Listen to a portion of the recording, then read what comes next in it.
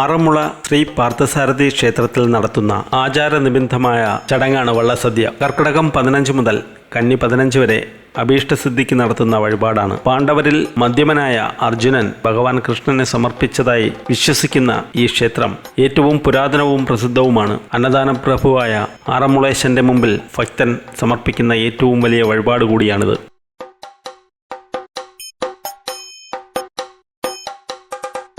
വഴിപാട് സമർപ്പിക്കുന്ന പള്ളിയോടകരയിൽ നിന്നും അനുവാദം വാങ്ങിയാണ് സദ്യയ്ക്കൊരുക്കങ്ങൾ തുടങ്ങുന്നത്. വഴിപാട് നടത്തുന്ന ഭക്തൻ അന്നേ ദിവസം രാവിലെ ശ്രീ പാർത്ഥസാരഥി ക്ഷേത്രത്തിലെത്തി കൊടിമരച്ചുവട്ടിൽ നിറവറ സമർപ്പിക്കുന്നതോടെ ചടങ്ങുകൾ ആരംഭിക്കും. 2 പറകളാണ് നിറയ്ക്കുന്നത്. ഒരു പറ ഭഗവാനും മറ്റൊന്ന് പള്ളിയോടത്തിനും എന്നാണ് സങ്കല്പം. ക്ഷേത്ര ശ്രീകോവിലിൽ നിന്നും മേൽശാന്തി പൂജിച്ചു നൽകുന്ന മാലയും വെറ്റിലയും പുകയിലയുമായി അതത് പള്ളിയോട കടവിലെത്തി പള്ളിയോടത്തെ യാത്രയാക്കുന്നു. കരനാഥന്മാർക്ക് വെറ്റില, പുകയില എന്നിവ കൊടുത്ത് വഴിപാട് നടത്തുന്നയാൾ കരമാർഗം ക്ഷേത്രത്തിലെത്തണം. ആറന്മുളയുടെ തനിമയിലും താളത്തിലുമുള്ള വഞ്ചിപ്പാട്ടുകൾ പാടിയാണ് പള്ളിയോടങ്ങൾ പമ്പാ നദിയിലൂടെ തുഴഞ്ഞ് ആറന്മുള ക്ഷേത്രത്തിലെ വടക്കേ ഗോപുര നടയിലെത്തുന്നത്. ആറന്മുള ദേവരുടെ മുമ്പിൽ അലങ്കരിച്ച നിറവറ, രാമവൃത്ത് വാര്യരുടെ കുചേലവൃത്തം, ഭീഷ്മപർവം, രാമായണം, ഭഗവദ്ദൂത്, നളചരിതം, സന്താനഗോപാലം, വെച്ചുപാട്ട് തുടങ്ങിയ വഞ്ചിപ്പാട്ടുകളാണ് ആറന്മുളയിൽ ഉപയോഗിക്കുക. കടവിലടുക്കുന്ന വള്ളത്തിനെ അഷ്ടമംഗല്യം, വിളക്ക്, താലപ്പൊലി, വായ്ക്കുരവ,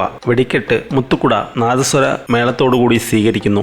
ഇങ്ങനെ സ്വീകരിക്കണമെന്ന് വള്ളപ്പാട്ടിൽ കൂടി ആവശ്യപ്പെടും. വായ്ക്കുരവ നാദസ്വര മേളത്തോടെ സ്വീകരിച്ച് പള്ളികൊള്ളും ഭഗവാന്റെ ചാരത്തെത്തിക്കുന്നു. ആറന്മുള ക്ഷേത്രക്കടവിൽ എത്തുന്ന കരക്കാരെ ക്ഷേത്ര അധികാരികളോ വഴിപാടുകാരനോ വെറ്റിലയും പുകയിലയും നൽകി അഷ്ടമംഗല്യത്തോടെ മുത്തുക്കുടകളോടും വാദ്യമേളങ്ങളോടും എതിരേറ്റ് സ്വീകരിക്കുന്നു. ഇങ്ങനെ സ്വീകരിച്ച് വള്ളത്തിൽ വന്നവരെ ക്ഷേത്രത്തിന് പ്രദക്ഷിണം വച്ച് കൊടിമരച്ചുവട്ടിലേക്ക് ആനയിച്ചു കൊണ്ടുവരുന്നു. അപ്പോഴേക്കും പാട്ടുകാർ വള്ളപ്പാട്ട് പാടിക്കൊണ്ടേയിരിക്കും. കൊടിമരച്ചുവട്ടിൽ പറയിട്ടിരിക്കുന്ന സ്ഥലത്ത് എത്തി വള്ളത്തിൽ കൊണ്ടുവന്ന മുത്തുക്കുട പാട്ടിന്റെ താളത്തിനനുസരിച്ച് വായുവിലാടുന്ന കാഴ്ച ഒന്ന് കാണേണ്ടത് തന്നെയാണ്. ഇങ്ങനെ കുറച്ചു നേരം തുടർന്നതിനു ശേഷം മുത്തുക്കുട മടക്കി കൊടിമരച്ചുവട്ടിൽ നിറവറയുടെ അടുത്ത് വയ്ക്കുന്നു. കൂടെ വള്ളം തുഴയുന്ന ഒരു നയമ്പും, അതായത് തുഴയും ആറന്മുള തേവർക്ക് നടക്കിൽ വയ്ക്കുന്നു. പിന്നീട് വള്ളപ്പാട്ടും പാടിക്കൊണ്ട് വള്ളസദ്യ ഉണ്ണാൻ ഊട്ടുപുരയിലേക്ക് പോകുന്നു. ഇത് ഒരു പ്രധാന ചടങ്ങാണ്. വഴിപാടുകാരൻ്റെ കുടുംബക്കാരൊഴികെ എല്ലാവരും ഒരുമിച്ചാണ് ഉണ്ണാൻ ഇരിക്കുന്നത്.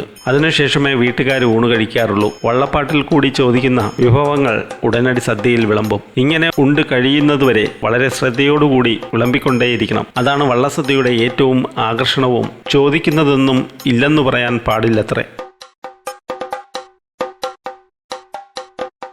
സദ്യ കഴിഞ്ഞ് വീണ്ടും കൊടിമരച്ചുവട്ടിൽ വന്ന് ഭഗവാനെ നമസ്കരിക്കും. അവിടെ നിറച്ചു വെച്ചിരിക്കുന്ന പറ മറിക്കും. ഇതിനെ പറ തളിക്കുക എന്നാണ് പറയുന്നത്. പള്ളിയോട കരക്കാർ ദക്ഷിണ വാങ്ങി വഴിപാടുകാരെ അനുഗ്രഹിക്കും. നാളിൽ സുഖിച്ചതിമോദത്തോടെ വസിച്ചാലും നാളികലോചനൻ തൻ്റെ നാമമാഹാത്മ്യത്താൽ പിന്നെ വള്ളപ്പാട്ട് തുടങ്ങും. അഷ്ടമംഗല്യവും വിളക്കും നൽകി വീണ്ടും ക്ഷേത്രത്തിന് പ്രദക്ഷിണം വച്ച് വടക്കേ ഗോപുരത്തിലൂടെ വള്ളക്കടവിലേക്ക് ആനയിക്കുന്നു. വഞ്ചിപ്പാട്ടുപാടി കരക്കാർ എല്ലാവരും തന്നെ വള്ളത്തിൽ കയറി വന്നതുപോലെ തിരികെ വള്ളപ്പാട്ടും പാടി തിരിച്ചു പോകുന്നു. വള്ളക്കാരെ യാത്രയാക്കി കഴിഞ്ഞാണ് വള്ളസദ്യ നടത്തിയ വീട്ടുകാർ സദ്യ കഴിക്കുന്നത്. അതോടുകൂടി വള്ളസദ്യയുടെ ചടങ്ങുകൾ അവസാനിക്കുന്നു.